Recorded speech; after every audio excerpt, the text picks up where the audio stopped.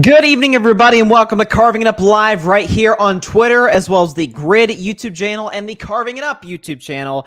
As always, I'm Bryson Carver. Hope everybody had a great Easter weekend, and what a crazy weekend it was in the world of sports, particularly in the NBA. But listen, the NFL, and obviously golf, too, at the Masters. Congratulations to Jon Rahm, his second major title and his first Masters. Congrats to him and his family. But listen, the NFL golf, everybody's saying, hey, don't leave us out now. Don't leave us out. Crazy weekend of sports. Going to talk a ton of NBA today. The playoffs are set. The play-in games are set. I'm going to predict the 7 versus 10 games and the 7 versus 8 games and the 9 versus 10 games. I'm still getting used to this new format. It's only 3 years in, y'all. Okay, I'm trying. Just give me time. We're all getting used to it. Going to predict those games from Tuesday and Wednesday at the end of today's show. Again, 6 teams are in the playoffs out east. 6 teams are in out west. And we know who's going to be facing one another. The question is, who are those last two, the 7 and 8 seeds? That is to be determined this week as the playoffs begin this weekend. I'll also talk about the Dallas Mavericks, who are falling apart before our very eyes. And it comes down to 3 people. Their best player, Luka Doncic, their second best player, Kyrie Irving, and their owner, one Mark Cuban. Speaking of playoff teams, or teams that actually made the playoffs this year and have a chance to win another championship, that would be my Golden State Warriors. Oh, we're peaking at the right time. We are peaking at the right time, ladies and gentlemen. I'll get to them later in the show. They made some history yesterday against the Portland Trail Blazers. And I'll also talk about the Rudy Gobert incident. Come to kind of expect these from him at this point. But I want to start in the NFL because we know no matter how popular the NBA is, the NBA trumps all. It is, after all, the king of television. You know, check the ratings. I forgot this year was like 89 of the top 100 broadcasts were NFL games, which actually went down from the year before when it was like 92 of the top 100 or something like that. NFL dominates television. The NFL dominates headlines, which it did yesterday because Odell Beckham Jr. kind of caught us all by surprise, just out of nowhere, announced that he is signing with the Baltimore Ravens. It later got reported that it is a 1-year, $18 million contract to go to Baltimore. Now, we had heard reports that Odell was going to visit the Jets today. There were rumors about a potential physical, some little last-minute things that needed to be hashed out.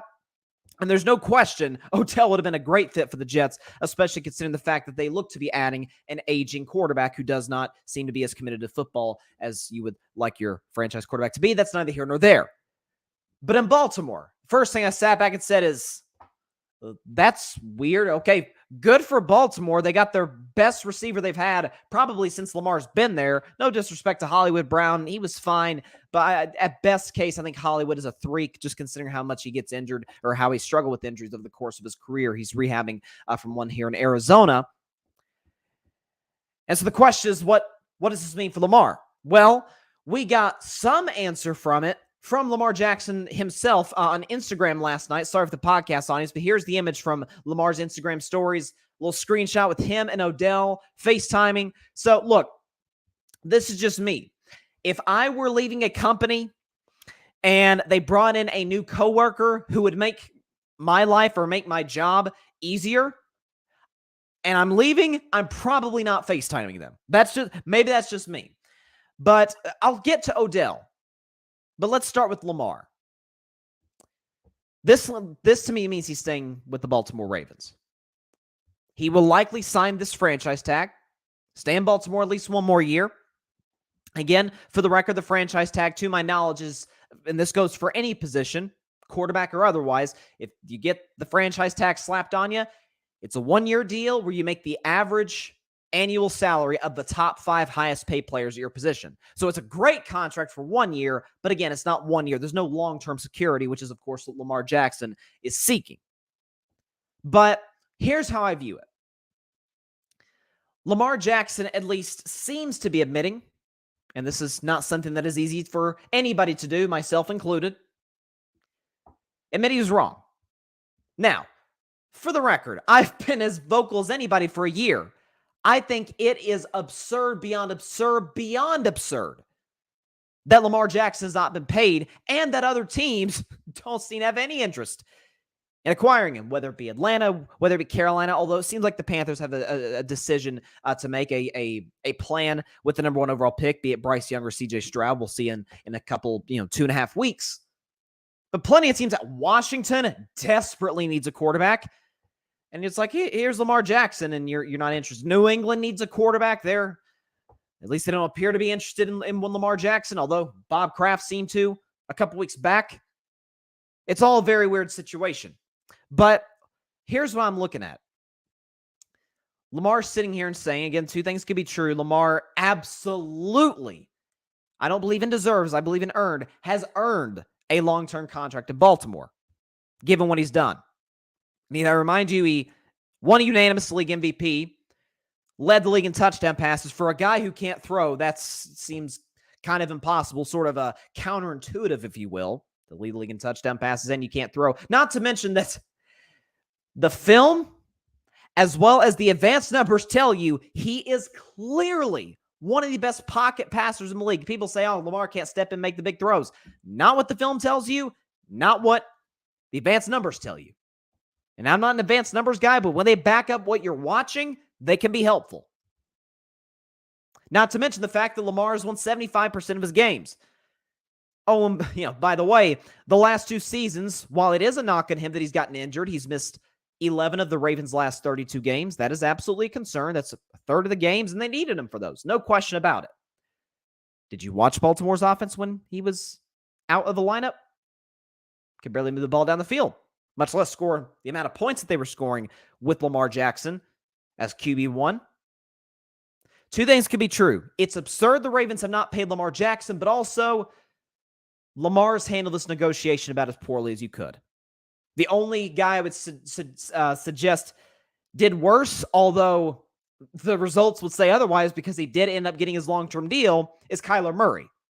Remember, Kyler unfollowed the Cardinals on Instagram, unfollowed all his teammates. He deleted any picture on Instagram that had him in a Cardinals uniform. We understand, as more and more has come out, about how he is in the locker room. But Arizona's not exactly a franchise, aside for, a couple years with Kurt Warner, a few years with Carson Palmer. Not exactly a franchise known for elite quarterback play. Kyler's the closest thing they've gotten, certainly of guys that they have drafted throughout their long and forgettable history. They didn't have a choice. Baltimore's in a different situation. I understand that. They got 2 Super Bowls. Both of those they won before Lamar even got there. They're a great culture. They're a great organization. I understand that. But they need him. Again, though, Lamar played this poorly. It's not that he didn't hire an agent. Because the reality is, DeAndre Hopkins didn't have an agent. Laramie Tunsil didn't have an agent. The team will pay you if they want to pay you. But when you talk about, I saw he was on his personal social media, he was going to do this interview. I think it was with Big Truz, was the production company of the YouTube channel, whoever it was. A little odd, and we still have yet to see the interview. You have the fact that, he requests a trade in early March. Now he's screenshots a picture of him and Odell on FaceTime. It's very, very odd. Again, I feel like Lamar and the Ravens, you've heard reports that there's $100 million difference in where they're at in terms of the negotiation process. It feels like they're 100 million miles away on trying to find middle ground. It feels like Lamar's here and the Ravens are over there. So, again, we know the game. Billionaires are always going to beat millionaires. That's how it's always been. That's how it's always going to be. And so Lamar's kind of in a position where he has little to no leverage. He kind of has to come back. Again, I've said numerous times this show, while I support Lamar 100%, I think the fact that Daniel Jones throws 15 touchdown passes and gets paid, but Lamar Jackson wins an MVP, wins a playoff game, and is consistently one of the 10 best quarterbacks in the league since he stepped in, or really since his second year, and yet all he gets is a franchise tag. He's still in a bad position when it comes to leverage. He has to come back, and he can't sit out a year. We saw it happen to Le'Veon Bell, signed with the Jets. He was never the same player. Lamar doesn't want that. I understand different positions. You want to really hurt your leverage? Don't play this year. That would kill Lamar's leverage. Because then it'd be a similar situation to Deshaun Watson, although then you could argue Deshaun Watson got his deal. But the bottom line is, because of this deal, it appears Lamar is coming back to Baltimore. Is this Baltimore's way of trying to convince him? Trying to say, hey, look, just come back in the tag. Maybe still we can try and negotiate. They still have till about mid-July, around training camp, to potentially work on a long-term deal. And for both teams, both sides' sake, I hope they do, because Lamar has earned the right to get paid, and the Ravens they drafted Lamar. They discovered Lamar. They helped develop Lamar. They have the right to keep him. I think they should keep him. He's certainly a much better option than Tyler Huntley, with all due respect to Tyler Huntley. As for Odell, obviously he has not played since Super Bowl 56, which was, it's April. 3 days from now, that will have been 14 months ago, the last time he played in an NFL game. Again, 1 year, $18 million, kind of a lot of money for a quote-unquote prove-it deal. But listen, there's a good chance the Jets probably weren't going to offer what Odell was going to want in that ballpark of around $18 million. Again, I read a report late last week that it was around $15 million that he wanted. Baltimore's come out with $18 million. He's like, okay, thank you very much. If you're going to exceed what I want, no need for me to talk to anybody else. So Odell's a Baltimore Raven. Now, to me, the question for Odell Beckham Jr. is rust. Rust and coming off of an injury. Not just any injury, it's an ACL, and not just any ACL. It's the second time he's come back from an ACL, to my knowledge, on the same knee, which, ironically, both injuries happened against the Cincinnati Bengals, who now happen to play in Odell's division now, or he plays in their division, rather. 2020 tore his ACL against the Bengals. I think that was in week 6, if I'm not mistaken. And then in the Super Bowl against the Bengals, he tore his ACL. He got a much better surgery this go-around. We know that the reports came out right after the Super Bowl that the surgery was not great that he got done in Cleveland before he was traded to Los Angeles. But what Odell Beckham Jr. is getting for the first time in this is going to be his 10th season in the league, although he did not play last year. Stability at the quarterback position for a full season. I mean, stability. Eli Manning, good. Right, he was at the end of his run. Toward the end, Eli really tailed off, and it's kind of the old joke. Eli retired early. He just really didn't tell us until 2019. And then he gets Baker. We understand the disaster that was. And then he gets Matthew Stafford, who's like a kind of a fringe top 10 quarterback. Some have in their top 10. Some, like me, don't. Neither here nor there. He's absolutely an upper echelon quarterback. Gets him, and you see what happens. He's a major contributor to the Ravens winning Super Bowl 56 a season ago. My only question, other than the rust and coming off of a major injury for Odell, is the fact he has not been a true, I'm saying hasn't been relied upon to be a true number one receiver since his Cleveland days. Obviously, back when you had Baker and it didn't work, again, I pinned that more on the quarterback than the wide receiver, because we saw what the wide receiver did absent said quarterback in Los Angeles. But now in Baltimore, and again, part of the reason Odell was so valuable to the Rams is because you had Cooper Kupp, who had this historic season winning the Triple Crown. But you also got Odell Beckham Jr., who, when he joins midseason, is able to draw attention away from Cooper Kupp. Like, you're not just going to leave Odell in single coverage, are you? He's going to torch you. And again, that's before the second injury. So again, Baltimore, we understand what the running game is with Lamar, with J.K. Dobbins. They've still got one of the best offensive lines in the league. Now you've got Odell. Mark Andrews is, to me, one of the most underrated tight ends in the NFL. And you've got one of the best defenses in the league. Remember Baltimore's defense last year? They started the season, they were awful. I remember they gave up like 45 points to Tua. Or I think it was 42 points, something in that ballpark, to Tua. But then they make the trade for, who was it? Roquan Smith. Patrick Queen had a good year. Like, they had some guys really step up for them. And Baltimore finished the season as one of the best defenses in football. Now, they also lost Calais Campbell, who's a big veteran presence. I think he went to the Atlanta Falcons. But this is still, it's Baltimore. That's defense is their DNA. That's just what it is. It's a lot of the teams in the AFC North, that's the case, especially them in Pittsburgh. So expect Baltimore to have a good defense. They're going to need to against the likes of Burrow. I think Kenny Pickett's going to have a big year too. And we'll see if Deshaun Watson is able to get to back where he was his days in Houston in terms of being one of the better quarterbacks in the league.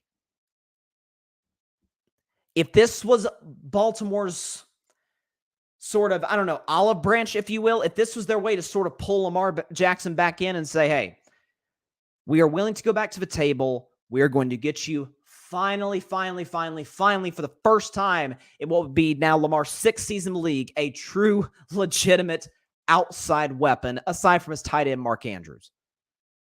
And so Lamar's like, okay, they're making moves to try and keep me here. Like, don't think Lamar Jackson doesn't see this and think, okay, maybe the tides are turning a little bit. I don't have any insider information on what the negotiations are as of today, but I have to imagine they're in a better place now than they were last week. I mean, is that fair to say? I mean, just a month ago, Lamar asked for a trade. I mean, this was a couple weeks ago. He announced that he'd requested a trade, which was, I think, on March 2nd, I think he said. It was early March. It's hard for me to believe the Ravens are in a better spot today and negotiate at the negotiating table with Lamar Jackson than they were a month and a half ago. So we'll see how it plays out. I like the move by the Ravens. I still think they need to add a little bit more. I don't think Odell's at the stage in his career in year 10, coming off the major injuries that he suffered, to be the best wide receiver on a championship contending team. I think he's the number 2. Again, I still reiterate, DeAndre Hopkins is still out there. And there's no question the Ravens certainly have the assets to go get him. I mean, it's not like Arizona. I think Arizona's asking for like a second and a third or something. Come on. Baltimore can do that in their sleep. So now you'd have Hopkins, Odell, Mark Andrews, and J.K. Dobbins in the backfield and a great offensive line. Now, and this is what I've been begging the Cowboys to do with Dak, make it, it's what the Dolphins did with Tua. It's what the Eagles did with Jalen Hurts. It's what the Rams did with Stafford. Make it obvious to where if you put all these weapons around your quarterback and he still doesn't pan out to what you think he should be, then you know it's the quarterback. That's the issue. We need to move on. Maybe the Ravens are going in this direction. I certainly hope so for their sake and for Lamar Jackson's sake. But I'm not going to lie to y'all. It caught me off guard. It really did. I thought the Jets seemed like the most likely possibility. I know that Kansas City was suggested, which that'd have been freaking unfair if he'd went to the Chiefs. I mean, come on now. But it's a good move by Baltimore, though. I like it. Like I said, I'll tell you, it's great to be back at the 6 Eastern, 3 Pacific time, live on Twitter and YouTube, because with, again, the last 2 shows, Thursday, Friday, I did the show at 3 Eastern, noon Pacific. And it's not that I'm against the time. It's just weird. I'm very much a creature of habit. Maybe it's just because I'm an oldest child. It's a tendency of mine. Creature of habit. I like the show. Like 6 is like the perfect time. I don't know. I feel like you get more feedback at 6 as opposed to 3. Because, people, listen, people got jobs. People got lives. People got school. I get it. It's why I do the show at 6. So glad to be back at this time. And again, about to get into the Rudy Gobert incident, but the NBA playoffs are finally, mercifully upon us. We complain about the regular season not meaning anything. The NBA seems to be trying to address that in their new CBA. Although I do have some, as I talked about last week, some major issues with the CBA. But postseason set. Regular season doesn't matter. We've known that ever since Cleveland beat Golden State in 2016. I said the relevance of the regular season died June 19th, 2016. Because the rest of the NBA saw Golden State chase the regular season greatness of 73 wins, and they had nothing to show for it. Won the Western Conference, but had nothing to show for it. And teams, again, you sort of saw this very slow decline in regular season ratings, in the importance. Again, you've seen more than ever, stars seeing out back-to-backs. Like it's become kind of a problem in the NBA. And I think it all stems back to Cleveland beating Golden State in 2016. We can talk about how it's obviously it was probably the greatest thing that ever happens for LeBron's legacy, to bring a title to Cleveland of all cities, his hometown, to be as great as he was in that finals, taking down a 73-win team down 3-1. It was amazing for LeBron's legacy. It was amazing for entertainment value. Horrible for me as a Warriors fan and the rest of Dub Nation. But it was terrible for the NBA in terms of the importance of the regular season. So That's, who knows? Maybe it course corrects over the next few years with the CBA and with certain new implementations coming into place. But like I said, yesterday was the last day of the NBA regular season. All 30 teams suited up, although obviously not all the star players for teams suited up. Again, I'll talk about Dallas later. I had a huge problem with what they did this past Friday.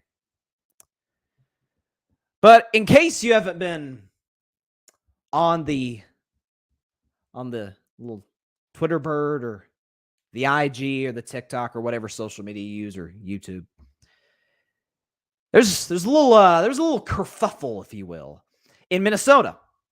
So the Timberwolves were playing the Pelicans in a very I feel like this game didn't get enough attention, in a huge game. Winner gets the 8 seed in the play-in tournament, which means if you get the 8 seed, you just have to win one game to get in the playoffs, as opposed to if you're the 9 seed or 10 seed, you got to win 2. Like, it was a huge game. And to Minnesota's credit, despite some of the drama that I'm about to get into, they were able to pull away. Again, they beat the Pelicans last night by a final score of 113-108. Anthony Edwards had a good game yesterday. Really just all around, 26 points, 13 rebounds, was excellent in the defensive end.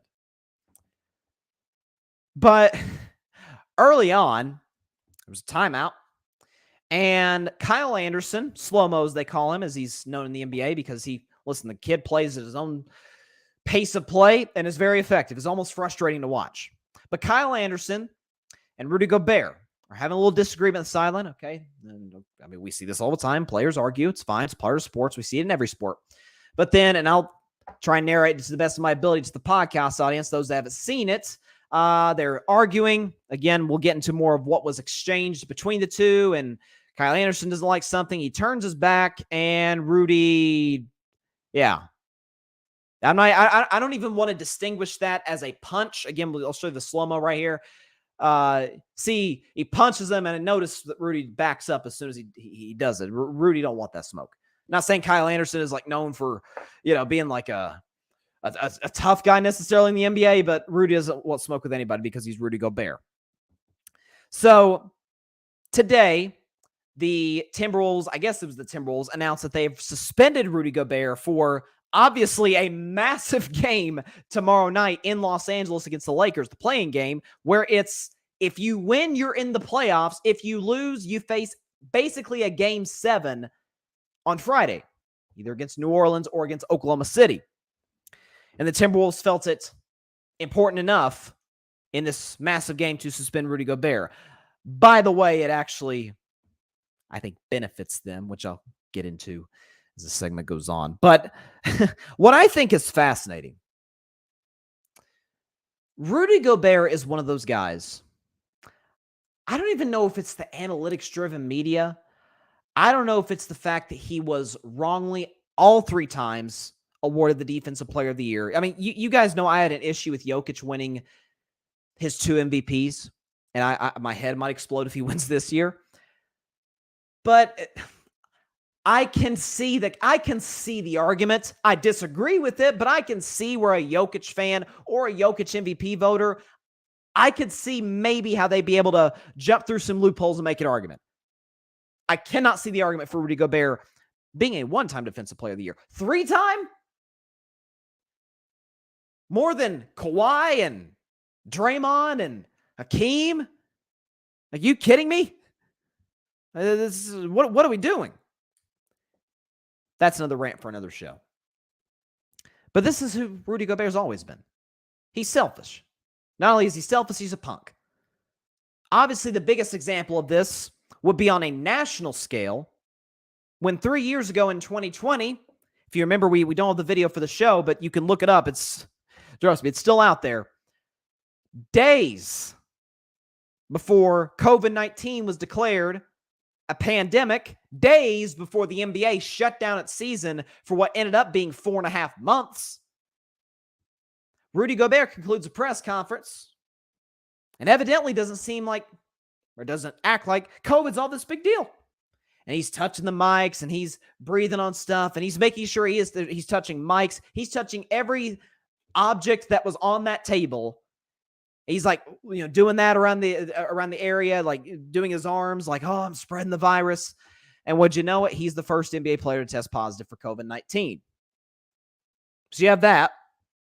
You had the fact that in Utah, he was paired obviously with Donovan Mitchell, who is as well liked a player around the league as there is. I mean, do you know of somebody in your personal life, if you're an NBA fan? Heck, have you seen anybody on social media? I mean, a serious basketball person, not a troll. I mean, some people actually watch the games who does not like Donovan Mitchell, whether it be his game, whether it be his personality, whether it be his leadership. Heck, have you seen a teammate that doesn't seem to care for Donovan Mitchell all that much? There's only one that I've seen. His name is Rudy Gobert. And if you keep having issues with teammates, if you keep getting involved in stuff you shouldn't be getting involved with, in terms of immaturity, in terms of getting in issues with your teammates in the locker room, if you're the same guy getting into those incidents, as we saw yesterday, common denominator. It's Rudy. But, I'm hearing a lot of people talk about, like, again, hindsight is 2020, and I love when we talk about this stuff in hindsight, about how this is the worst trade in NBA history, the Rudy Gobert to the Jazz trade. Yeah, I thought that was I thought that was pretty clear when they made the trade last offseason. Again, just for those who maybe haven't seen it, again, Rudy Gobert spent the first 9 years of his career in Utah. This is his first and potentially only season in Minnesota. Oh, here's the trade.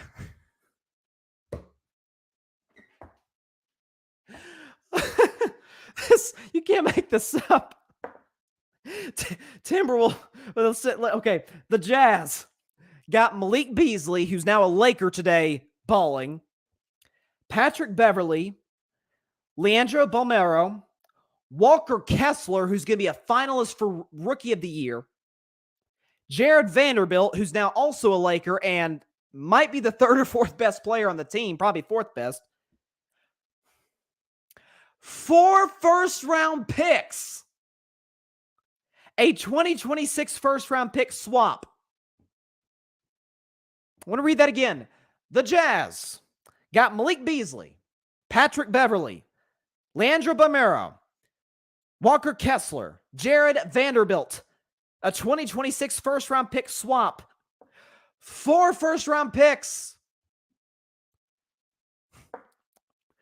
The Minnesota Timberwolves got Rudy Gobert. You can't make this up. This is who the Timberwolves are.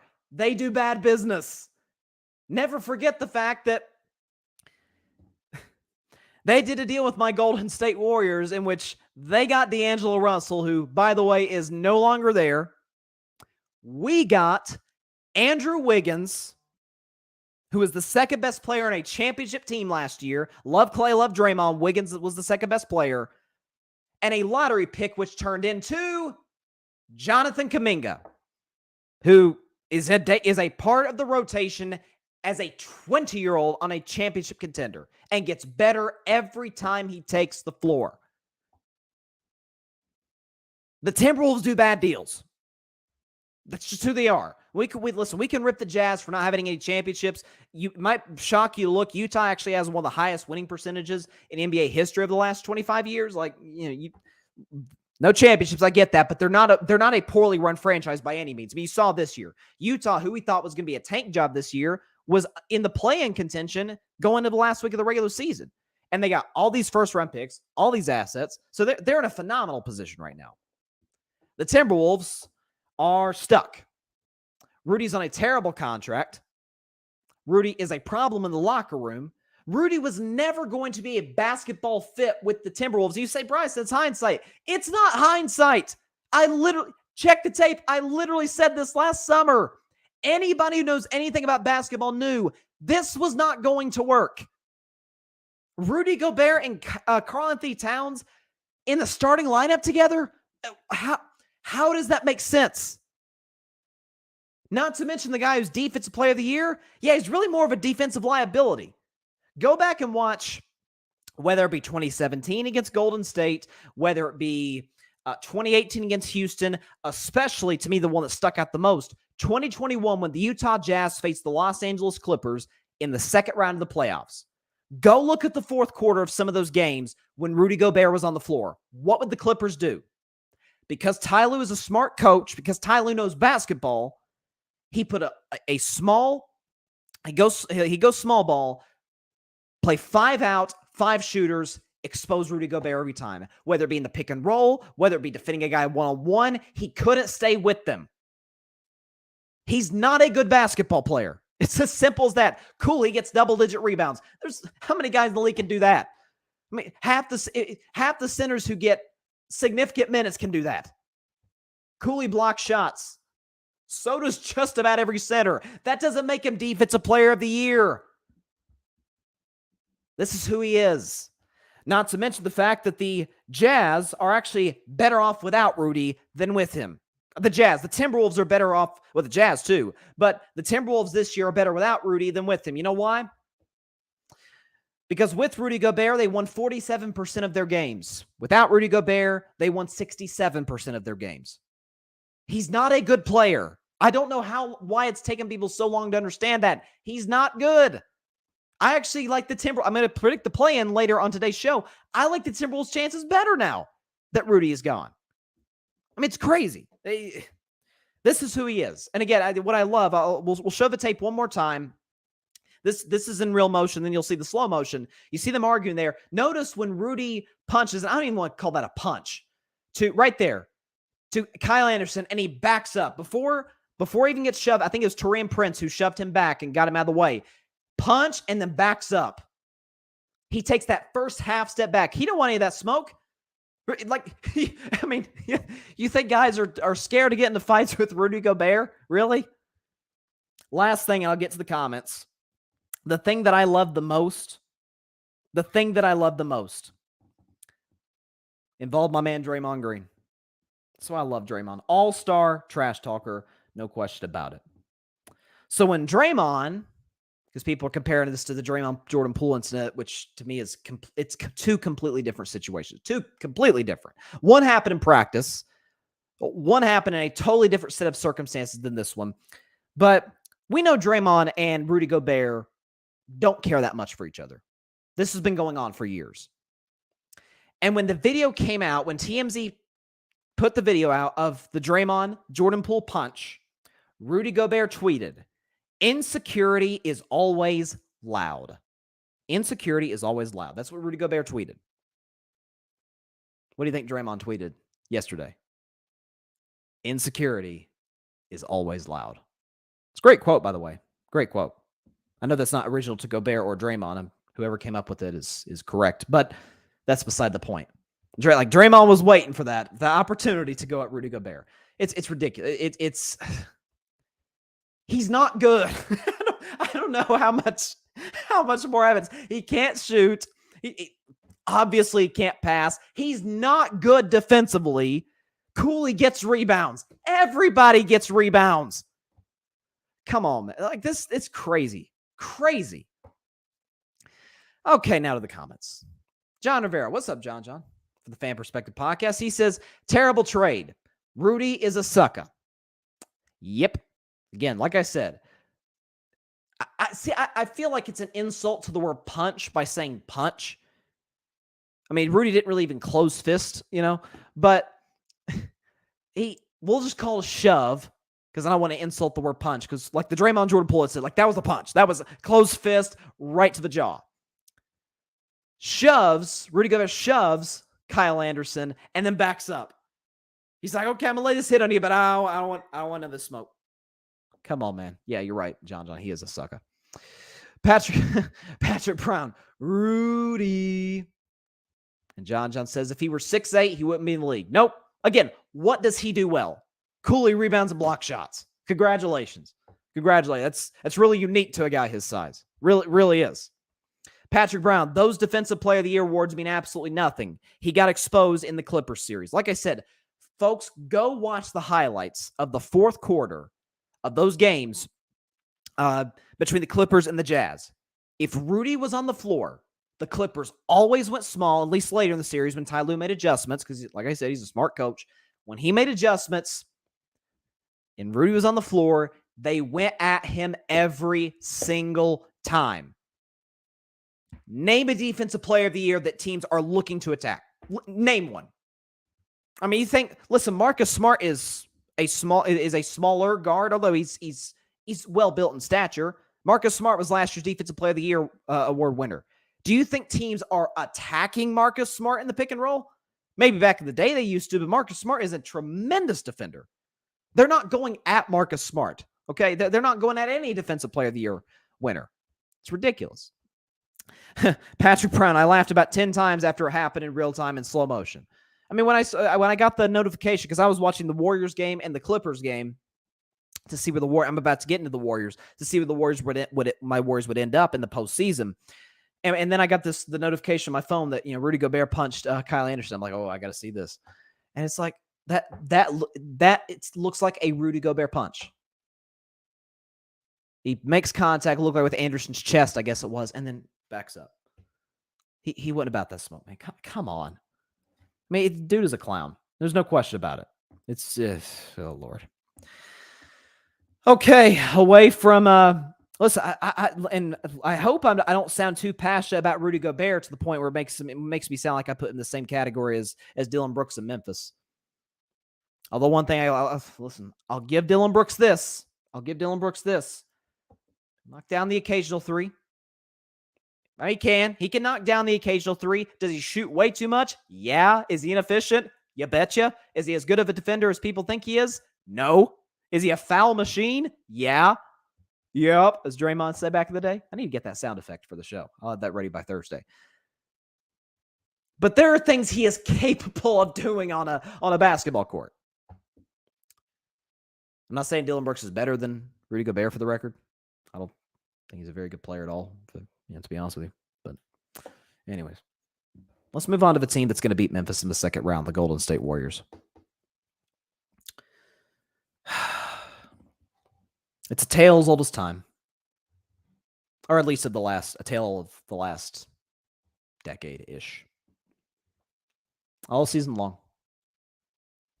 All the doubts about Golden State, about their chemistry, and speaking of another punch, an actual punch. Is the punch going to screw up the locker room? And I don't think there's any question to start the season that it did. Golden State got off to a bad start this regular season. They were losing to Orlando and Detroit. I mean, that's a bad loss to start the season. But it's hard to puncture the best culture in sports, especially with outside noise, especially with a group that's kind of used to outside noise, which Golden State is, particularly in the last few years leading into last year's championship when just about all the basketball world, aside from Max Kellerman, shout out to Max, love Max Kellerman, everybody wrote them off. And of course, that was not the case last year. And of course, most of the media is making that exact same mistake again in 2023. And what do you know it? What do you know it? As fate would have it, the Golden State Warriors finished the regular season winning 8 of their last 10 games. And the real irony of it, half of those wins came on the road. The team that can't win games on the road, and I will admit, an 11-30 record was not what I envisioned coming into 2023. If they were to win, I'm pretty sure it would be the worst road record of any champion of all time. Like in the last 40 years or whatever it is, the least amount of road games a champion has won, I think, was Miami in 2006. They won like 20. So Golden State's back behind that by a pretty hefty margin, almost half that, just a little over half that, 11. But Golden State's not like everybody else in terms of road struggles, in terms of knowing when to play their best basketball at the best time. Notice that Steph Curry just completed maybe the second or third best season of his career at age 35.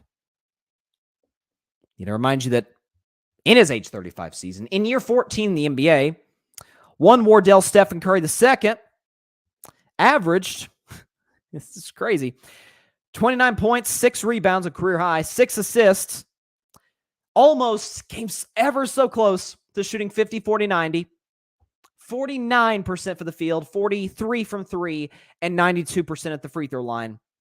And he had 6 40-point games and 2 50-point games. I mean, Steph had the greatest age 35 season in NBA history, but that's neither here nor there. We don't have to recognize that. Klay Thompson, probably the second best season of his career.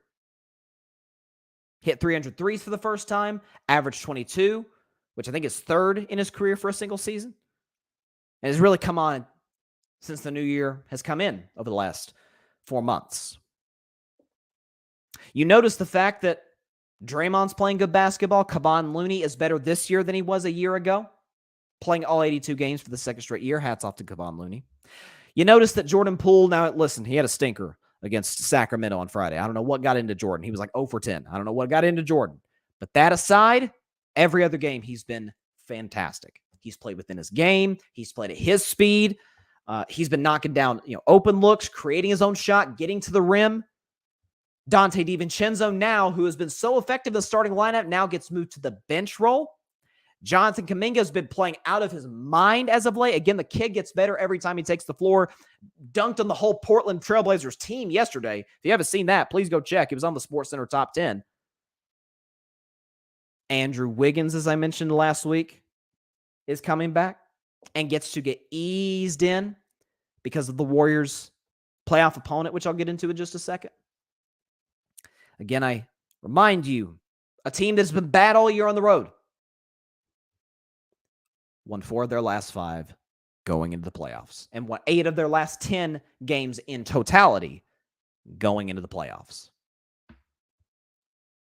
They always say you want to go into the postseason hot. You want to go into the postseason feeling good about yourself. I argue Golden State comes in feeling better than themselves as just about any team in basketball, certainly in the Western Conference. I'd say outside of Phoenix, just because Phoenix still is yet to lose a game when Kevin Durant plays. It's hard to do, it's hard to do better than 8-0. But aside from Phoenix out west, what team should come into the playoffs feeling more confident than Golden State? And the best part of it all is, and again, remember I told you guys, remember a week ago, Golden State lost to Denver. And I was kind of surprised at how many of my fellow members of Dub Nation were really, disheartened at that, really just discouraged. And, this is, we lost to the Jokic-less Nuggets, which I said, Denver's still a good team without Jokic. They're not a title contender without Jokic, but they're still a very good team, especially with Jamal Murray and a good bench on the road. And I said the next day, I said, no. Golden State, as they always do, because they're the smartest organization in sports, they're playing chess, not checkers, ladies and gentlemen. Had they won that game, they would be the 5 seed and get Kevin Durant, Devin Booker, and of course, Chris Paul in the first round. Instead, they lose that game. They win their last 3 against the Thunder, Kings, and Blazers. And they are now at that much coveted 6 seed. Which means they don't have to play Phoenix. Should they see the Lakers, that will either come in the second round or the Western Conference Finals. They don't have to see Denver. They get Sacramento, who, for the record, has had an unbelievable season. Mike Brown, to me, spoiler alert, I'm going to do my NBA award predictions, or at least who I think should win these individual awards. Mike Brown is on Thursday's show. Mike Brown is by far my coach of the year. I don't know how anybody else could get the award outside of him. Maybe it's my Warriors bias because he was with, on Steve Kerr's staff for so many years, but he's done a fantastic job with a Kings team that had not been to the playoffs in 17 years. That deserves points. That deserves some sort of hardware. It will be a coach of the year for Mike Brown. It will not result in even a playoff series win for the Sacramento Kings, who, need I remind you, are one of the worst defensive teams in all of basketball. Again, I've actually got the stats pulled up here. Let's find Sacramento. Yep, 25th in defense. I'm looking at it right now. 25th in defense in the NBA this season. And no playoff experience. Against a team in Golden State that has more playoff experience than any team in the playoffs. By a pretty significant margin, I might add. You get Sacramento in the first round, and you either get the Lakers, who I think we saw what happened with the Lakers over the last few games. They finished the season playing really shaky basketball. You either get the Lakers, who knows what Anthony Davis you're getting, or the Memphis Grizzlies, who are a tremendous basketball team, although I think the evidence over the last 2 seasons has shown you that they're better without Ja than with him. And you have the added subplot. It's not really subplots, the plot, really, of all the trash talk that Memphis has had coming Golden State's way ever since Golden State won last June. Warriors remember that. You never underestimate the heart of a champion, as the great Rudy Tomjanovich said back in 1995, when the 6th seed Houston Rockets won back-to-back NBA championships. It is history repeating itself, ladies and gentlemen. And Golden State has an opportunity to do something that not even those Rockets did back in 1995. To this point, no team in the history of the NBA has started all 4 playoff series on the road and won the championship. It's never happened. Don't you think it'd make this title a little sweeter? Don't you think it'd be a little extra bump in Steph's already incredible resume to do something as unprecedented as that? Feels sort of big. Maybe it's just me. And can I just add this? I know Golden State was playing Portland's backups. I understand that, but I would also say just about every team that had something to play for yesterday, aside from Minnesota and New Orleans, was playing the other team's backups. The Golden State Warriors scored 55 points in the first quarter against the Portland Trailblazers yesterday. 55, which is an NBA first quarter record. It's only 3 off of the NBA single quarter record of 58. The stat that I love the most. If Golden State had not scored a single point in the first quarter, they still would have won the game because they won 157-101. Again, it's Portland's backups. I understand that. But things just seem to break right for you when you stay the course. When you play chess, not checkers, as I said last week when they played the Denver Nuggets without Nikola Jokic. And we're the defending champions who have the best player in all of basketball and one of the better supporting casts in all of basketball and arguably the best coach in all of basketball. Things just seem to break right for you. Listen, fortune favors the bold, as the old saying goes, but I would also say fortune favors the good. Now, the thing is, for any team, whether it be Golden State, whether it be anybody trying to win a championship this year, you absolutely have to have luck in your favor. I don't care who you are. Even the 2017 Warriors had some luck on their side in certain instances. See Kawhi Leonard's injury in the Western Conference Finals. Every champion that has ever been has gotten lucky to some degree. You can't have everything go against you and still win the championship. It's impossible. You can't have your team get hurt or the officials blow a call or the other team's healthy and you're not. That's not how it works. But to say I have never been more confident in my Warriors going into the postseason, yeah, understatement of the year, ladies and gentlemen. 8 wins out of the last 10 games and 4 of those coming on the road. It's all setting up. I can always see it in my head. What this show will be like in mid-June, 2 months from now, when the Golden State Warriors win their 8th title in franchise history, their 5th in the last 9 years, and for the 2nd time, their back-to-back championships. Whew. See it in my head right now. It is. It's all coming together. I kept trying to tell y'all when people trying to write off the Warriors. I'm like, okay. And it's all broken right. Now you just got to take care of business. Parnell. What's up, Parnell? Here at The Grid, the Commanders Demand podcast. Parnell says, yeah, you could say that again. Memphis talks so much for someone that hasn't done anything. Yeah, you don't say. You don't say. That's the thing. I think the Lakers are contenders. I'm going to die on that ship because I can't switch back because I said Coming out of the All-Star break, they're not contenders. And then about midway through, I'm like, yeah, I think I was wrong on that one. They are contenders. I can't switch back to the other side. I got to stick with this one. And I'd love to see a Warriors-Lakers series, although I'd say LeBron and KD are the only two players in the West that I truly fear as legitimate threats to my Warriors in the postseason. But just for entertainment's sake, I want Memphis in the playoffs. Let's see. Philip Chenault. What's up, Philip? He says, nah, you won't get the Lakers. If they win, you'll play the highest seeded team that wins, probably the Suns in the second round. That's the case in the NFL. But if it's kind of like it's the NBA playoffs happen to have the bracket right here. Hold on, let me pull it up because I had it ready for when I was going to do my playoff predictions, but now feels like a good time to bring it out. So there you go. Hold on, let me move your comment for just a second here. Okay.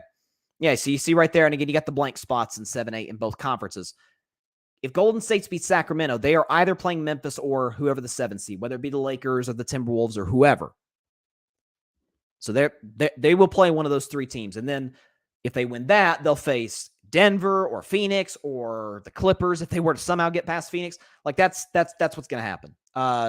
That's like, for example, like you see Philadelphia and Brooklyn right there, 3-6. If Philadelphia does what they're supposed to do, beats Brooklyn, if they were to get past, if they beat Brooklyn, they would not face the highest seed Milwaukee. They'd face Boston. That's how the bracket works. But let's see. And then Philip says, hold on, let me get myself back on the screen here. Hold on. Graphics. All right. Phillips says, I think the Suns are the scariest next to Golden State because they're the two best offensive weapons in the West. Ooh, I'm seeing some shade towards Steph Curry with Booker and KD. But the only thing I fear with Phoenix is DeAndre Ayton and Monty Williams. Yeah, I still don't know if I trust that dynamic between them. And again, that's somebody else. I'm not going to throw DeAndre Ayton in that same category with Rudy Gobert. Like, DeAndre Ayton's a good player. He's by no means a great player. He's not an all-star, but he's a very good starting center in the NBA. But there's no player in basketball that has beef with Monty Williams. There's no player in basketball that has issues with Monty Williams. That he is one of the most beloved figures in the NBA, and DeAndre Ayton has a problem with him. It's very, very strange. I'm with you, Philip. I don't trust that dynamic between those two. And listen, Monty's a private guy, so maybe they were able to resolve it around behind closed doors. I don't know if they have, though. And so if Phoenix hits adversity, which the reality is there's not a team in the playoffs that isn't going to hit some sort of adversity, because there's no team this year that's just going to run through everybody. We don't have a people say we don't have a great team. No, we've got great teams, but we don't have an overwhelming favorite. We don't have a 2017 Warriors or a early 2000s Lakers or a 90s Bulls. Like, we don't have that. So every team's going to face adversity. When, because every team's going to face it. Whenever that is, when Phoenix faces their adversity, is that sort of going to rear its ugly head? That's what I worry about. And we know, and look, I'm a Chris Paul fan, but I'm starting to come to my guy Barry's side of the table. He calls Chris Paul Black Cat Paul because he just seems to bad luck just travels with him in the playoffs. Like, almost like, Stephen A says what can go wrong will go wrong with the Cowboys. That seemed to have been Chris Paul's playoff career. I mean, he's kind of the king of blowing 2-0 leads. Like, that's what he does. Think about 2-0 last year against Dallas, 2-0 the year before that against Milwaukee. Gosh, there was another year. I think, was it Memphis one year they were up 2-0 and lost? I think it was. But that's kind of, unfortunately, Chris Paul's brand in the postseason. It's just, that's what's been. I cannot wait for the playoffs. I've been waiting so long for this. This is my favorite time of the year in sports is, I always say it's October because all the sports are going. College football's going. NBA season starts. NFL's going. You got the MLB playoffs. Like, it's all good. Plus, it's in the middle of fall, so it's not, at least where I'm at in Tennessee, it's not too hot, it's not too cold. It's like Goldilocks. It's just right. But this April, May, maybe some of it's because school's coming to a close. Maybe that's something to do with it. But as the NBA playoffs roll in, we just had the Masters conclude yesterday. Again, congrats to John Rahm. This is one of the best times of year in sports. There's no question about it. These playoffs are going to be. It's been a weird regular season in the NBA, like very weird for a number of reasons. I have no reason to believe that the playoffs won't be exactly the same. Although, wouldn't it be kind of fitting, whether it be your Warriors, your Suns, your Lakers of the world, out east, Milwaukee, Boston, wouldn't it kind of be fitting if it's those teams with the guys that have been there and that have done that? Now, Boston doesn't have any championship. Boston's best player hasn't led his team to any championships, but the steady teams, the good cultures, the guys that have done it before, wouldn't it be kind of fitting if in this weird season it's them who make the deepest runs? I mean, only one team can come out of it with the Larry O'Brien trophy, but it kind of feels like it's gonna trend toward that way. That's why.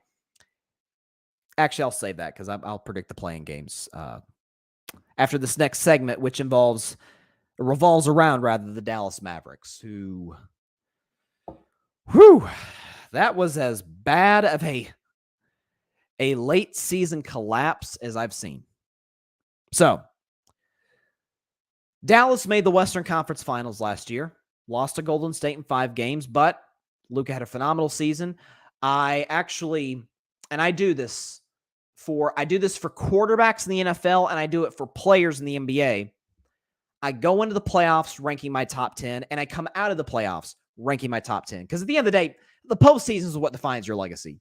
You can have great regular season moments. You can have regular season accolades. Obviously, MVPs don't exactly hurt your resume, but your record, how people will remember you is defined in April, May, and June.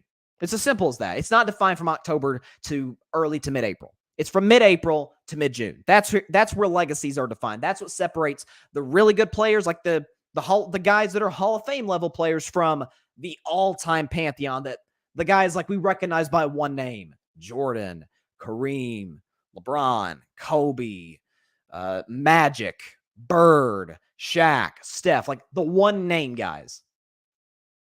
Like there's not a ton of non-pantheon guys that we recognize by one name. You could say, if you say Reggie, people are going to know you're referring to Reggie Miller. If you say, if you say Ewing, people are going to know you're talking about Patrick Ewing. But for the most part, that's not the case. I ranked my top 10 players in the NBA coming out of last year's postseason, and that bled into this year. And I said Luka Doncic was the third best player in the NBA behind Steph Curry and Giannis Antetokounmpo. I said what he did with a Mavericks roster that, let's be honest, was not exactly Western Conference Finals material, although we didn't know how good Jalen Brunson would be after he left Dallas, which I think is an indictment on Luka, which I'll get into, to get the team, and not only to get his team to the Western Conference Finals, but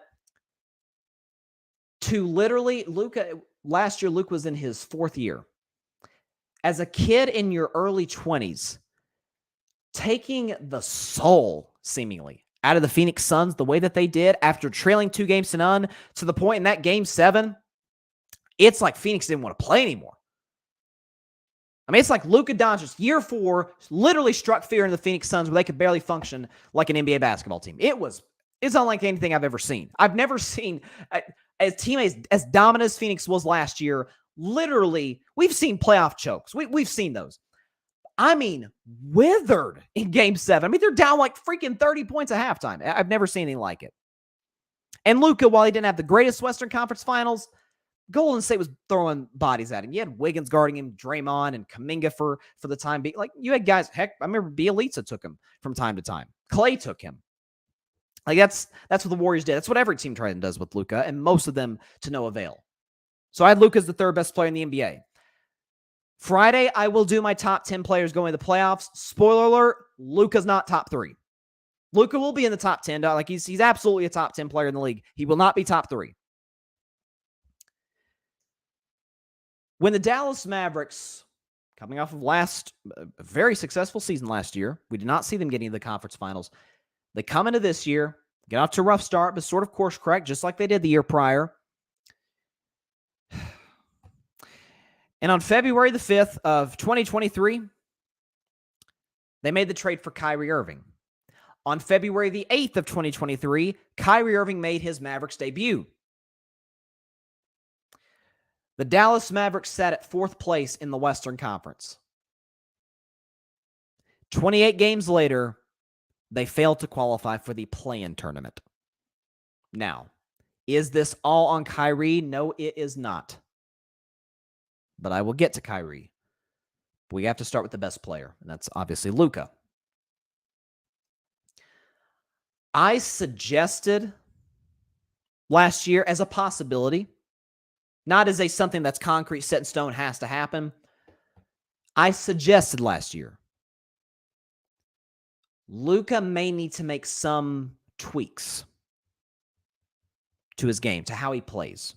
Because the reality is every player, LeBron, forget skill, forget all that. Like, you're going to get better as you get older. LeBron's not, he still has some similar attributes and skill set to what he had when he came in the NBA in 2003.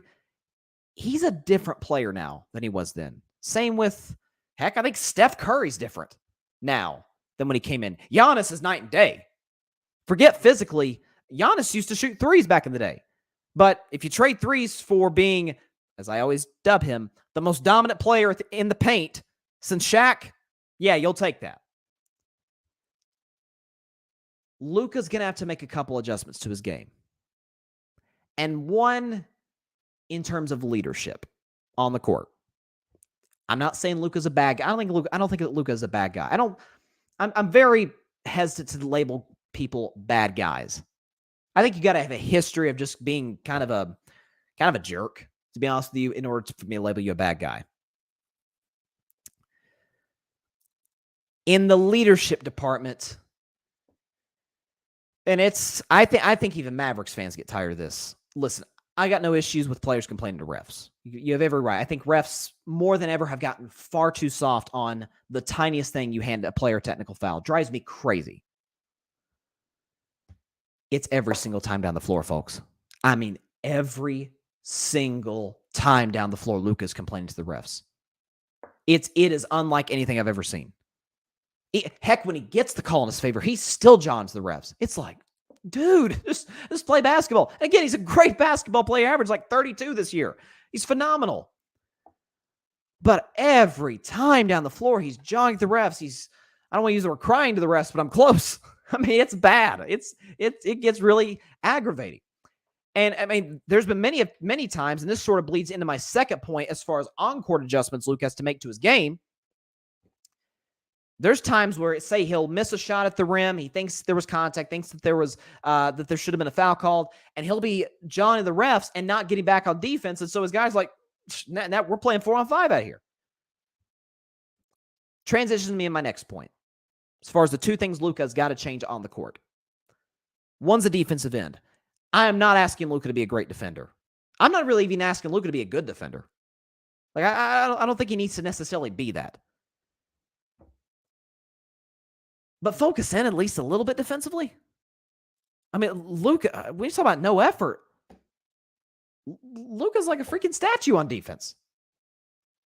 I mean, he's barely moving his feet. Now, I guess you want to save your energy for the offensive end, but there's been plenty of players in the NBA that have been amazing defensively and just as good, if not better, offensively. It's the fact that Luka, and I think this drives Jason Kidd crazy as well, I'm not even sure where the effort is at with him at times on the defensive end of the floor. Again, he doesn't even, I keep bringing Steph Curry in the picture, but, look, he's the best player in the world. I got to. I don't even think Luka needs to be Steph on defense. Because remember, Steph back in the day when he was much more slight, guys used to attack him. But, I mean, Kyrie back in the day, everybody used to go at Steph Curry. Because you're going to go at Clay, going to go at Draymond? No, you're going to go at Steph. And when Steph put on that muscle and locked in more of the defensive end, Steph's never going to be mentioned in the same category as like Gary Payton as far as all-time great guard defenders. Heck, even Marcus Smart. But he's serviceable on that end. Like, he can take his man. I mean, he's had a couple of game-saving blocks in his career. He had one on Drew Holiday this year. I remember last year he blocked John Moran at the rim. Like, Steph is a pretty good defender. I'm not even asking Luka to be that. Could Luka be James Harden on defense? No. Nobody will ever mistake James Harden for being a great defender. But he's active in the passing lanes. He's committed to more of the defensive end in terms of team defense, being good in help, force a guy to kick it back out for another shot. Harden is locked into the floor more now than he ever has. Can't Luka, with much younger legs, with much fewer injuries at a much younger age, can't Luka do that as well? And the final thing is, and this to me is the big one, Luka Doncic absolutely is a good enough player to lead a team to a championship. I think we'd all agree with that. He's like, I have a hard time seeing a scenario in which Luka Doncic is the second best player in a title team, unless they were to get LeBron or something, or which there are rumors LeBron could go to Dallas if they get Bronny James, or Kevin Durant. Like if to get a guy that is absolutely a better player than Luka Doncic, if they were again, I'm just throwing stuff out here. If they were to get Giannis somehow, yeah, then Luka's the second best player.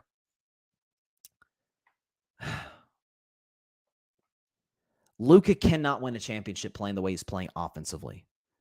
You see, Bryson, he's averaging 32 a game. What are you talking about? He basically averaged 30 last year. He's one of the best scorers in the NBA. Yeah. You ever seen Kobe's best season scoring the basketball? Have you ever seen Jordan's best season scoring the basketball? Virtually no team success. Now, some of that was because they had to bear the burden of being, forget the best player on their team, really the only guy who could score consistently on their team. Like Kobe, I remember Kobe, God rest his soul, back in the day, used to say about James Harden. He said, James got to change his game. Trust me. And Kobe said, take it from my point of view. I never won a championship playing ball-dominant, one-on-one ISO basketball. And thing is, Luka has, and we now saw Luka had a good co-star. See what Jalen Brunson's doing in New York right now?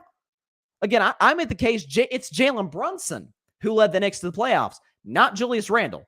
The fact that Brunson was an all-star to me was crazy. I thought it was pure robbery that he didn't make the all-star team this year. That was nuts. But do you remember some of those games Jalen Brunson had in the playoffs, absent Luka Doncic? Does that make Dallas better without Luka? Of course not. Do guys have to step up more when the best player's gone? Absolutely. But we saw they were capable of stepping up. Luka had the guys around him. Which shifts me to my next guy to put blame on. Kyrie Irving. I can criticize Luka all I want, and he certainly deserves it. And there are adjustments he has got to make to his game if he wants to eventually lead the Mavericks, or any team for that matter, to a championship. I have a hard time believing Luka was cool with the Kyrie move. And I said the next day on my show, I said, this is a horrendous move for the Dallas Mavericks. It makes no sense. On both sides of the floor. Two ball-dominant players who aren't great off the ball, who are both massive liabilities defensively. So I'm not even going to get on Kyrie for that, because that's who he is. I'm not going to get mad at a guy for playing the way he knows how to play and has always played. It's the fact that Kyrie Irving, I talked about Cam Newton last week having no self-awareness. Kyrie makes Cam Newton look like the most self-aware human being in the world. Kyrie Irving knows coming into this season that it's a contract year. And I don't know if y'all noticed last year, but Kyrie was on the trade block and virtually nobody called. Nobody wanted him. Some of that's on a 1 year, last year of his contract. I understand that. But you could say, hey, we could maybe convince him to stay long term. Like the Thunder did for the short time with Paul George. You obviously had the anti-Semitic film controversy early in the season in Brooklyn. That passes. And the Nets play very good basketball. And Kyrie, around January, when Kevin Durant is out, says, it's me and 7. I'm paraphrasing here, but basically saying there's no way I'm leaving 7. With being Kevin Durant, obviously. Kevin Durant wore number 7 in Brooklyn. I'm not leaving 7. Days later, he requested a trade. So there's a strike there. Gets to Dallas. And what do you know it? The Mavs were the 4 seed when Kyrie took the floor for the first time as a Maverick. 11 seed when he left. They were 10-18 without Kyrie Irving. Not to mention the fact that the Brooklyn Nets, the team that traded Kyrie Irving, They're in the playoffs today. Not even play in. Brooklyn didn't even need the play-in tournament. They're in the playoffs. Whereas Team Kyrie plays for is sitting home. I simply ask the question, what is Kyrie Irving's career without LeBron James? What is it? You tell me. First 3 seasons in Cleveland, the team sucked. They were terrible. You get the next few seasons, they go to the finals 3 times. Kyrie hits one of the biggest shots in NBA history, 2016 over Steph Curry. Going to give him all the credit in the world for that. It's one of the greatest shots of all time. Helped the Cavs win a title. 2017, he had a great year again. Wasn't as good in the finals, but still had a great season. Goes to Boston. Without him in 2018, they make the Game 7 of the Eastern Conference Finals. With him in 2019, they get blown off the court in the second round by Milwaukee. He goes to Brooklyn. Only plays around 20 games in 2020. The Nets had a better record without him than with him. 2021, early in the season, after the Capitol insurrection, which anybody in their right mind with a brain that functions was pissed off about. But we still had to go to work. And Kyrie was so bothered by it, he took 2 weeks off, and we eventually found him at a strip club. That's neither here nor there. The year after, the vaccine controversy. No self-awareness there. Kills the Nets season before he even has a chance to begin, and Brooklyn gets swept in the first round. This year, the anti-Semitic documentary controversy.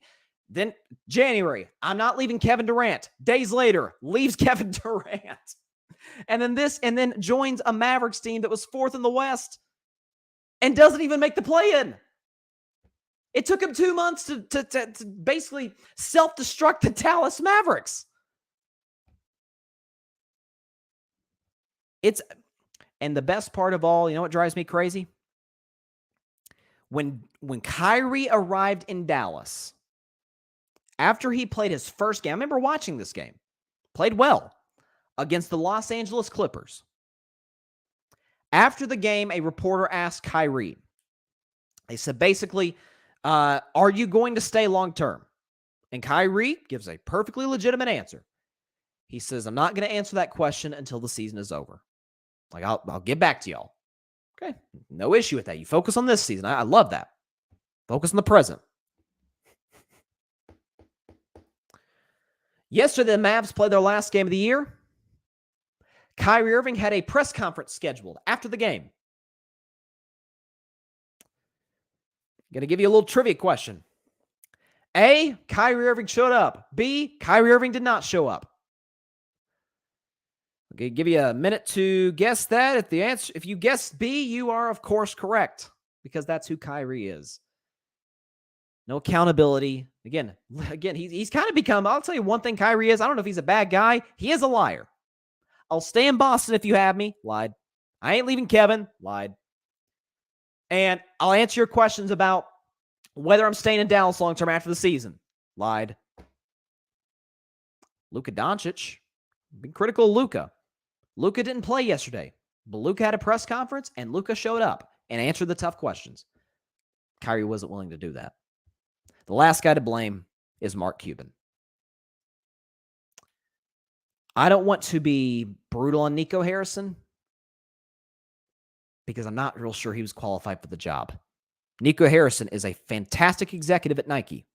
He's not an NBA general manager, and Mark Cuban put him in that position to go get Kyrie Irving. And then I ripped Mark Cuban last week on the show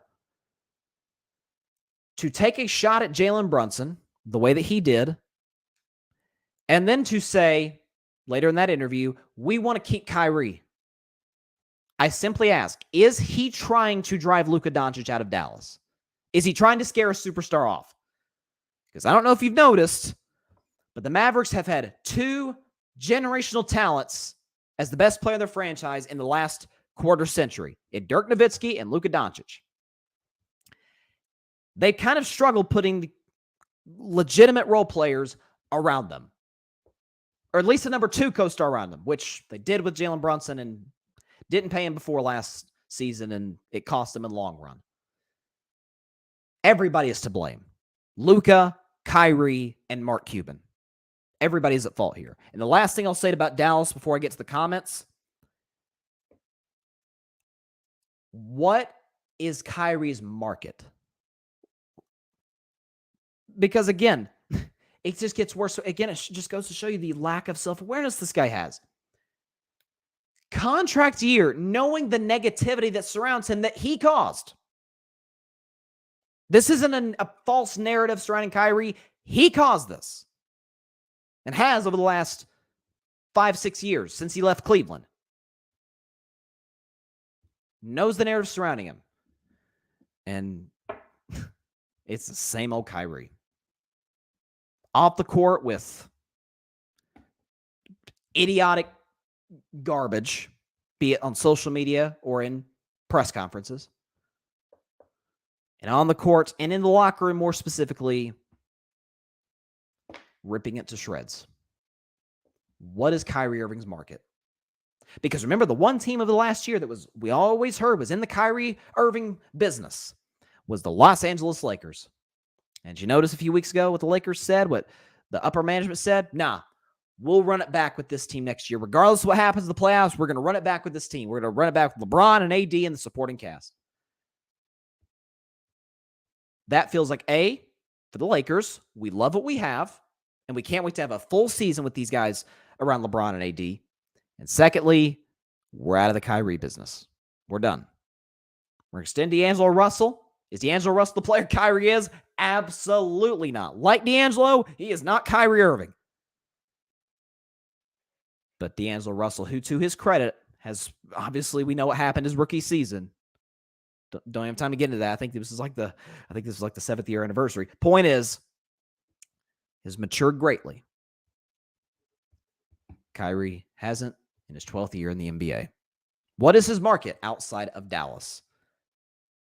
Mavericks may not have a choice but to bring him back. I talked about Lamar Jackson. I love Lamar. Having little to no leverage in Baltimore. Kyrie has no leverage, has the leverage of Lamar Jackson tenfold. None. Zilch. Dallas is in a bad, bad, bad spot. To the comments. Patrick Brown, by the way, the Chaotic Sports Podcast and the Forum Lakers Podcast, new episode out on the grid now.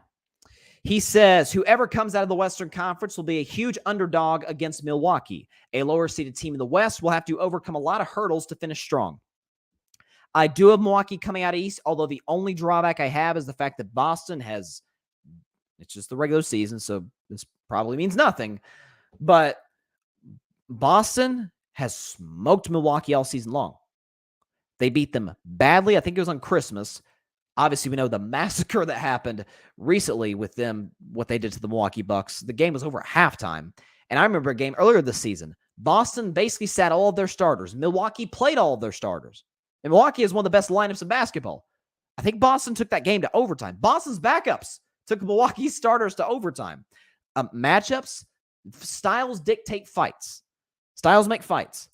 And Milwaukee matches up great with Philly. I don't know if they match up all that well against Boston. Not to mention, man, Chris Middleton cannot catch a break with injuries. I mean, since last year, Middleton has not looked the same. And if Middleton can't be that, again, I don't know if Middleton's, forget second. That's Drew Holiday easily. Holiday's easily the second best player in the Bucks. He was a freaking all-star this year and is the best two-way guard. Yeah, I think best two-way guard in the NBA. Is Middleton the third best Buck? Because today I think that's Brook Lopez. Brook Lopez probably is going to end up falling just short of what I thought he'd be mid-season Defensive Player of the Year. Probably going to go to Jaren Jackson of Memphis. But Brook Lopez has been amazing this year. I don't know what you're going to get from Middleton, which is a concern. Patrick, this is about the Mavericks now. He says, Mark Cuban has no other choice but to re-sign Kyrie. Unless they make some moves to bring in reinforcements on defense, Dallas won't be in the playoffs come 2024. It's why I was so confused by that trade. You knew Kyrie was likely gone, and you give up Finney-Smith, who's your best wing defender, to kind of help sort of mask Luka, if you will, on that end of the floor, and you trade Spencer Dinwiddie, who's tremendous in creating offense off the bench. I didn't get that. Patrick, Luka is a sensational player, but a defensive liability. Same with Kyrie. I was on your show back when the trade happened. Luka would get more than he bargained playing with Kyrie. Kyrie's market is low. No team would want him unless they're desperate to keep fans in the arenas, which is not what the Mavericks are in the business of doing, though. That's not right now. Dallas's focus is keep number 77 as a Maverick. That is the ultimate focus. You can worry about winning championships, but you can't win any championships unless he's there. Keep him happy and but again, what moves can they make this offseason? There's not really that many premier free agents this offseason, and Dallas really doesn't have the assets because of the Kyrie trade to go get anybody. They're in a bad spot. This might have set Dallas back a very long time. It's odd. I did not get the coming off the season they had last year. Did not get the moves Dallas made this year.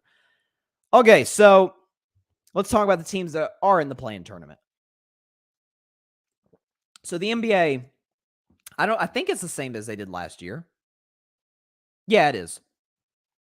Because I remember the first NBA play-in tournament, they had 2 games Tuesday, 2 on Wednesday, 1 on Thursday, 1 on Friday. This year, and last year as well, they've got in the East and in the West, the 7 versus 8 playing games tomorrow, the 9 versus 10 playing games on Wednesday, no games on Thursday, and then you've got the on Friday, you've got the, depending on who wins, the last playing games. Like whoever wins those games on Friday gets the 8 seed in their respective conferences.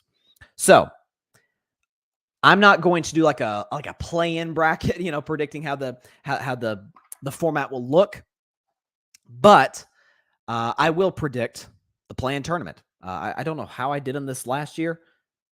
I might have went. I don't know. I can't remember if I went undefeated or not. No, I didn't, because of the Clippers would get in as the 8 seed, so I was wrong on that one. But let's listen. Let's jump right into this again. Well, actually, before I do, here's the. And I pulled this up earlier, but here's the playoff bracket right now as we sit here today. So, what's great is I didn't really have to edit this. I just put the Larry O'Brien trophy in the middle just because it makes it look better, because that's what all the teams are going after. I made my predictions on Friday for how I thought the weekend would play out. It's exactly how it did, so I didn't have to make any major edits to this. So, out west, Denver's the 1 seed. They will not know their opponent until Friday.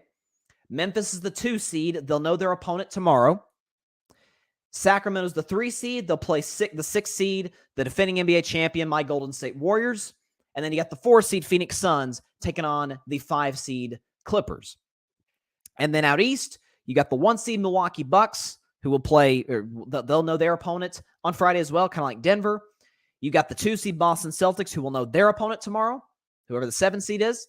You've got the 3 seed Philadelphia 76ers taking on the 6 seed Brooklyn Nets. And you've got the 4 seed Cleveland Cavaliers taking on the 5 seed New York Knicks. I will have to admit, before I get into my play-in predictions, I know Cleveland kind of hates me, and I don't really listen. I don't blame them. I don't like Cleveland back, but they will have to give me this. Cleveland might have been my best prediction of the season. I said before this year started, Cleveland would be the 3 seed in the East. Sue me, they're 4. Like because I wasn't that high on Boston this year. I thought it'd be Milwaukee, Philly, Cleveland as the top 3 seeds. Turns out Philly's a 3 seed. Boston ended up having a great year. I thought the turmoil with the whole Ime Udoka situation was kind of going to derail them. It was not, to their credit. But listen, Cleveland still had a great year. Donovan Mitchell, to me, belongs on the All-NBA list. I know there's a ton of guards who had great years. De'Aaron Fox and Shai Gilgeous-Alexander, Steph Curry. John Morant had a great year. Like, there's plenty of guys you could put on those lists. Luka. But I think Donovan Mitchell belongs on at least the 3rd team All-NBA. He was fantastic this year.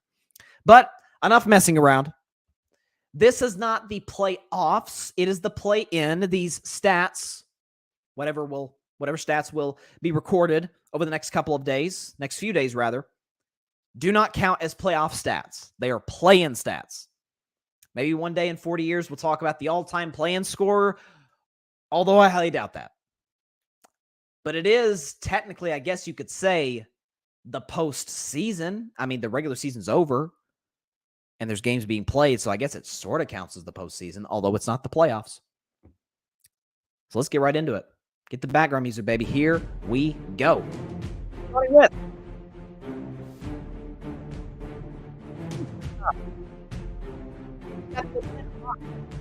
the 8 seed taking on the Miami Heat, the 7 seed. Miami in this game is a 5-point favorite at home. This is a weird one because it's almost one of those matchups where what one team does great, the other team stinks at. I'll give you an example. Miami sucks on offense, 25th. Atlanta, though, not very good on defense, 22nd. Miami, excellent on defense, 9th in the NBA. But Atlanta, excellent on offense, 7th in the NBA. So Miami is a terrible offensive team, great defensive team. Atlanta's an amazing offensive team, awful defensive team. I still don't know why they fired Nate McMillan. I like Quinn Snyder. I think he's a good coach. I didn't like how they handled the Nate McMillan situation. This is an odd one because I made the bold prediction coming out of the All-Star break. I listed pretenders and contenders. I said out east, you got the two obvious ones, Milwaukee, Boston, obvious contenders. And I said not Philly, Miami. And I promise you on this show, had Miami gotten the 6th seed and jumped Brooklyn, I would have picked them to beat the Philadelphia 76ers. I listed them as a contender.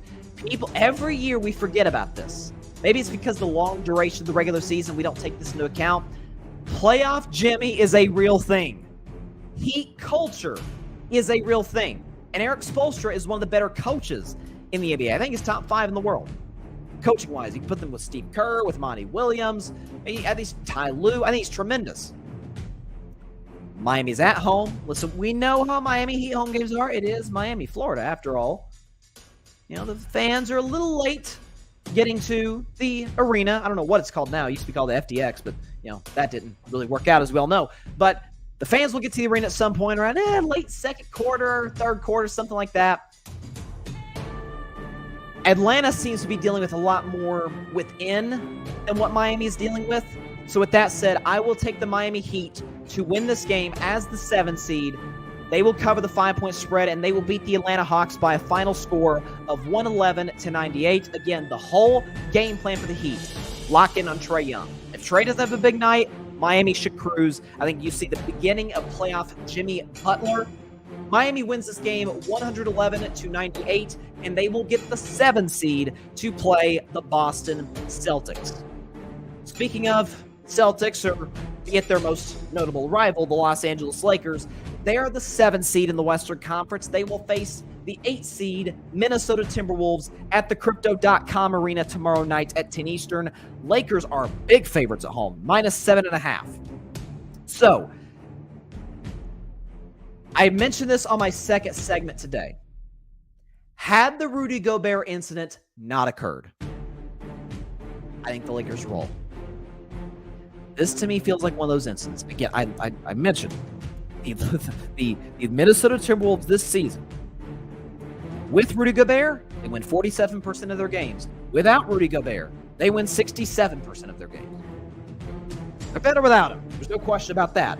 And you'd all have a guy who the Lakers can attack on both on both floors certainly, but especially the defensive end in terms of getting him the pick and roll, in terms of playing 5 out, going small ball, guys attacking him off the dribble. Now that's not there. Again, one of those guys, he's kind of old school sort of in his mentality towards, wanting to always be available, which, I really respect that about him. And just his overall game is Anthony Edwards. We saw last year in the playoffs, and we've seen ever since he came in the NBA as the #1 pick in 2020, Anthony Edwards is about that. Okay, Anthony Edwards is he's a little bit of a volume scorer. Guys eventually work on efficiency as time goes on, but Edwards is a good enough defender, can potentially give his old teammate D'Angelo Russell problems. I could see him taking Russell late in the game if it's close. And Karl-Anthony Towns is certainly, I trust him much more at the defensive end, although he's not great, than I trust Rudy Gobert against the likes of Anthony Davis. And even LeBron James, who occasionally plays the 5 from time to time. Minnesota has plenty of shot makers, although they traded some of them to the Lakers. I gotta admit to y'all, I think I don't like this, and I think the Lakers are contenders, don't get me wrong. I said about midway after All-Star break, I said, okay, I think I was wrong on the Lakers. They're contenders. If LeBron's LeBron, which he's LeBron at 36 points yesterday, and if Anthony Davis, that's the big question mark, is the 30-12 guy as opposed to the 15-7 guy, then the Lakers can win the championship. They're good enough to do that, especially with the pieces that Rob Pelinka put around LeBron and AD at the trade deadline. Did a fantastic job. The pieces fit perfectly. It's like a perfect jigsaw puzzle. I don't like the narrative in the media that, okay, when the Lakers play the Grizzlies, it's like, whoa, timeout. They're not in yet. This is like when the Seahawks got to the 1-yard line and they were talking about, who gets Super Bowl MVP. It's like, they're not in yet. The Lakers are not the 7 seed quite yet. I can see a scenario. I remember they almost lost to my Warriors 2 years ago when they were the 7 seed and the Warriors were the 8 seed. Everybody's talking about the Lakers are in the playoffs or who the Warriors play on Friday. And that sucker came down to literally the last shot. LeBron hit that incredible three-pointer with a minute left to sink my Warriors. I could see a similar situation playing out, and a matter of fact, I think it will. I think the Timberwolves will use this as a moment to sort of come together as a team. Nobody believes they're going to beat the Los Angeles Lakers. And I could see the Lakers coming out a little bit lackadaisical. Again, they haven't played all that great basketball the last week. They barely survived the Utah Jazz, blowing a 10-point lead with 2 minutes left last week. They got smoked by the Clippers. I wasn't all that worried. It was the second night of the back-to-back. But then they struggle against the Suns' backups. And then we're in a tight basketball game against Utah's backups. It comes down the wire. I'm going to tell you right now, I'm taking Timberwolves and the points. I'm taking Timberwolves plus 7.5. But the Lakers hang on. I think LeBron and AD come up clutch down the stretch. Certainly if AD has to come up clutch, it's not going to be at the free throw line because he's been bad at the free throw line within the last 5 minutes of games, in clutch time as it's called. But I will take the Lakers to win this game 109-104. Expect the Timberwolves to get out to a hot start, but the Lakers close at the end. Lakers win this game. They will be the 7 seed, and they will take on the Memphis Grizzlies in the Western Conference. To the, in effect, elimination games. 2 games on Wednesday. You got the out east, you got the 9 seed Toronto Raptors versus the 10 seed Chicago Bulls. Toronto in this game is a 5-point favorite. Now, this was probably the hardest game to predict because if you got a team in Toronto who's well-rounded. Okay, they're 14th. They're 12th in offense, 10th in defense. Top 10 defensive team. Scotty Barnes had a good year. Pascal Siakam's looked great. Fred VanVleet had probably his best season in the NBA, although he's dealing with a thumb injury. And as for Chicago, don't look now. Bulls have been playing pretty solid basketball as of lately. Won 6 of their last 10. Got off to a rough start this year. Took them a while to rebound. Zach LaVine's playing good basketball. DeMar DeRozan is DeMar DeRozan. And I think this is interesting. DeMar coming home to Toronto has an opportunity to eliminate his old team. Listen, I'm sure Drake will be in the building at the, I forgot what the arena's called. It used to be called the Air Canada Center. I'm forgetting what the Scotiabank Arena in Toronto, Canada. I'm sure Drake will be there. I'm sure all of Canada's most popular celebrities will be there, even though it is a playing game. I like how Chicago's playing on both ends of the floor, and I'm going to roll with DeMar DeRozan to hit the game-winning shot to beat his old team and eliminate his old team, end their season. The Chicago Bulls, John will like this, will become the first 10 seed to win a play-in game thus far. Again, the tournament is still in its infancy. It's only its 3rd year. The Bulls win 105-103. DeMar hits a turnaround fadeaway shot over, let's see, I'm going to say he hits it over Scotty Barnes to win the game for the Bulls over the Toronto Raptors. Bulls win on a DeRozan game-winning shot, 105-103. And to our final playing game in the Western Conference, we got the shocker of all the play-in teams, the Oklahoma City Thunder, the 10 seed, who are going to New Orleans to take on the 9 seed New Orleans Pelicans. Pelicans, just like the Bulls and just like the Raptors and just like tomorrow night the Heat, are 5-point favorites. Now, second straight year that New Orleans has been the 9 seed in the play-in tournament. Obviously, we know the Zion Williamson situation. I was huge on Zion when he came to the NBA. I sold my stock about midway through the season. The kid's just never healthy. I can't keep my stock at a guy who's rarely on the court. But that's okay if you're a Pelicans fan. Because Brandon Ingram, throughout his whole career in New Orleans, has consistently been better when Zion is off the floor. Need I remind you, 2020 was no Zion Williamson until January. Brandon Ingram was an all-star. 2021, Zion was there virtually the whole year. Ingram wasn't quite as effective. Again, that's two ball-dominant guys. One of them, Zion, who can't shoot, not a great fit. I've been saying for about a year, I don't think Ingram and Zion fit that well. I think the Pelicans are going to have to make a tough decision this offseason. Last year, no Zion all season long. Ingram has probably the best year of his career and goes off in the playoffs against the Phoenix Suns, pushes the 65-win Suns all the way to a Game 6. And then this year, Ingram is playing his best basketball of the season when, let's be honest, you need to play your best basketball of the season at the last 10 games or so. As for Oklahoma City, closed the regular season a little rough, barely held off Dallas to get that 10 spot, to get that last play-in spot. I still maintain, I did my MVP rankings a couple of weeks ago. If I had an MVP vote, I'm giving it to Embiid number 1, Giannis 2, Jokic 3, and I'm giving Shai Gilgeous-Alexander that 4th place spot. He's been incredible. Might be the most improved player, either him or Lauri Markkanen in Utah. Averaging 31 a game, has been a great been an excellent leader for the Thunder, the youngest team in the NBA. Again, the Thunder's average age is 22. They're kids.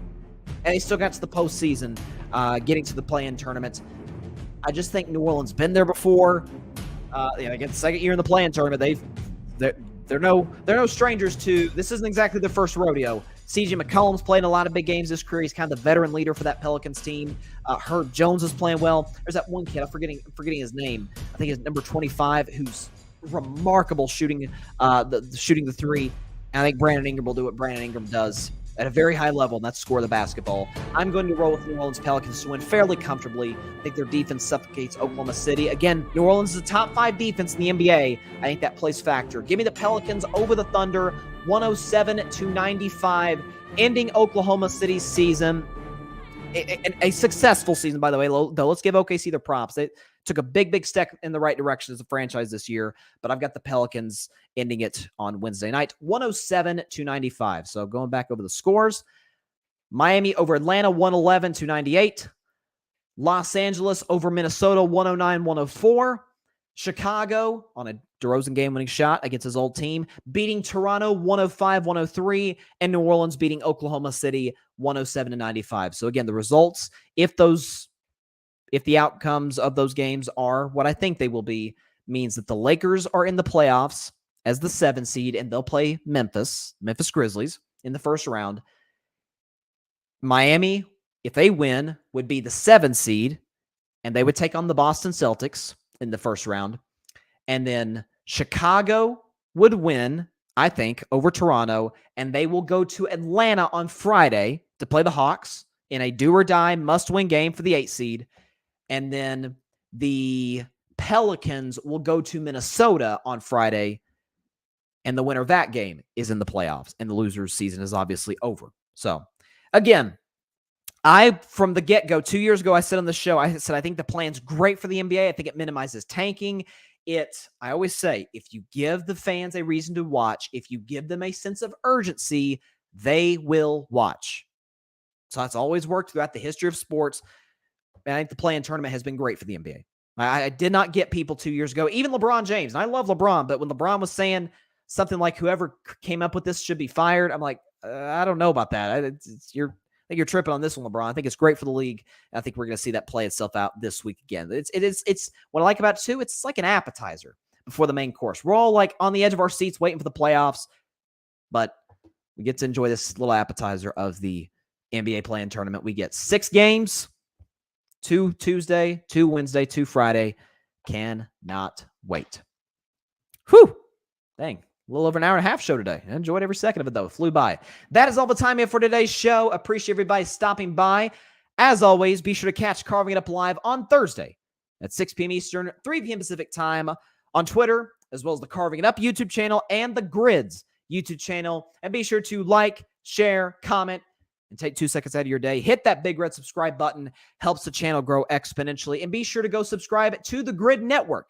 That is GRYD, the Grid Podcast Network on YouTube. It is a sports network that I am a part of.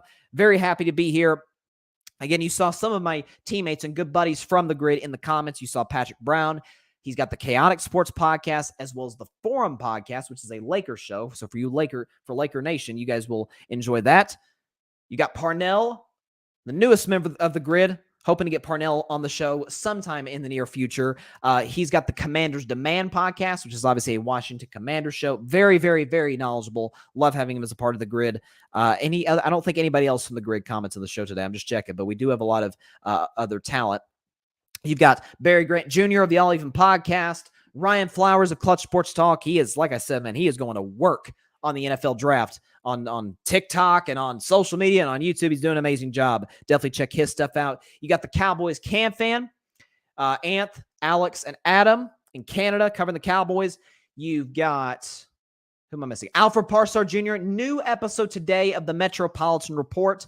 He's a big Mets fan. Be sure to go check his stuff out. And he's also got the Rocket Fuel Jets podcast, which is of course, New York Jets show. So amazing talent we have at the Grid Network. Very, very excited to be a part of it. And like I said, we're trying to work on getting an NFL draft show 2.5 weeks from now in motion. So listen, we're on an upward trajectory, baby. We're feeling good about where we're at and where we are continuing to go. Have a great week. Have a great week. Have a great week, everybody. Please continue to stay safe out there. Please be sure to take care of your physical as well as your mental health. Our thoughts and our prayers, although that's not the only thing that needs to be put in motion, are for the victims in Louisville. What we can do as citizens is call your state officials, representatives, senators, and let them know your outrage over the tragedy of gun violence in the United States of America. And hats off to Greg Popovich for saying what he said about it. So I'm going to keep continuing to bring awareness to this issue because I think it's a very, very important one for this country. Stay safe out there. Take care of your physical and mental health. God bless you all. Peace out. You finally made the plane turn. Thanks so much for watching the show on YouTube. Be sure to click that big red subscribe button and go check out the other clips and full shows of Carving It Up Live. Have a blessed day.